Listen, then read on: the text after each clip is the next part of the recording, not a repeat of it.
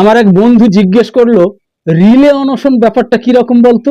আমার উত্তর দেওয়ার আগেই পাশে থাকা আমার আর এক বন্ধু তাকে বলল, এই সহজ ব্যাপারটা জানিস না, বুঝিয়ে বলি শোন। রিলে অনশন হচ্ছে, অনশনকারীদের মধ্যে প্রথমে কয়েকজন অনশন মঞ্চে বসবেন। মঞ্চে থাকাকালীন তারা কিছু খাবেন না, কিন্তু খিদে পেলে তারা ওই মঞ্চ থেকে নেমে পড়বেন।